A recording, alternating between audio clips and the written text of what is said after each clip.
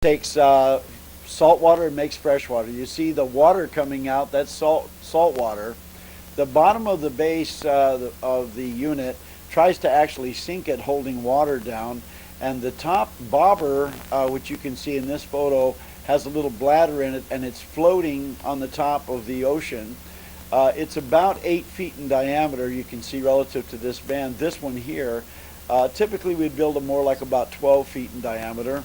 You can see another one with a gentleman standing next to that one. So the bottom tries to sink it and the top floats. You can make 2.5 million gallons of fresh water using the ocean itself to do that absolutely free.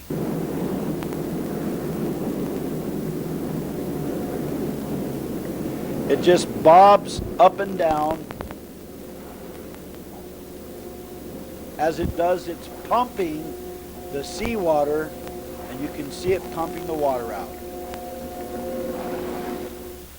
Now this unit, the top section is very buoyant, and it's riding the waves, and as the waves come in, they push the top unit up, separating it from the bottom unit that's trying to continually hold it down. So the bottom tries to sink the buoy and the top rides the waves, and this causes a pumping action between the two parts.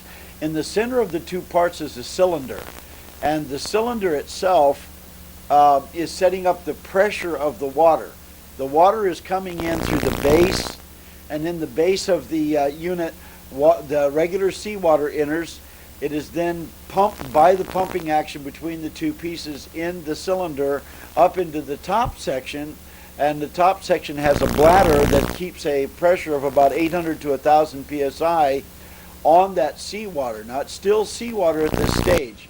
Then it is pushed at the rate of 800 to 1,000 pounds of pressure into the shore, which it only has to be in 12 feet of water. When it gets into the shore, in the shoreline, you have a desalinator. Now the desalinator that you have there, this diagram is oversimplified by far, but imagine taking this very high pressure seawater, it's still merely seawater, and the 800 to 1,000 pounds of pressure pushes it through a screen, which is a reverse osmosis screen. So these filters then filter out all the impurities because of the high pressure of the water.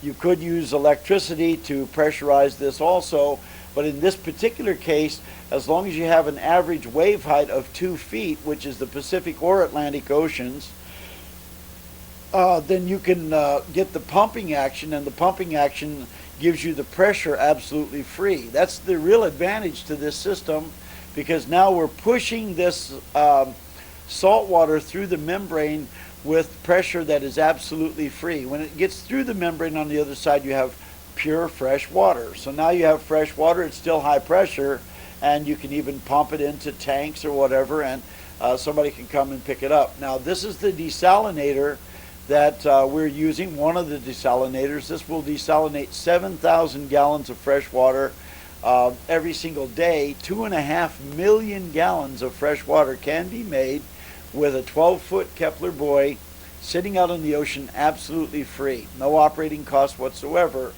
The desalinator we do not make. This is, there are people who make desalinators, and this is just one of the models. You can get it varying stages of purity.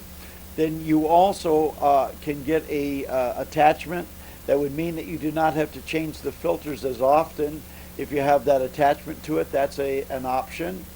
Otherwise, you still do have to change the filters periodically, but not anywhere near as often if you have that attachment.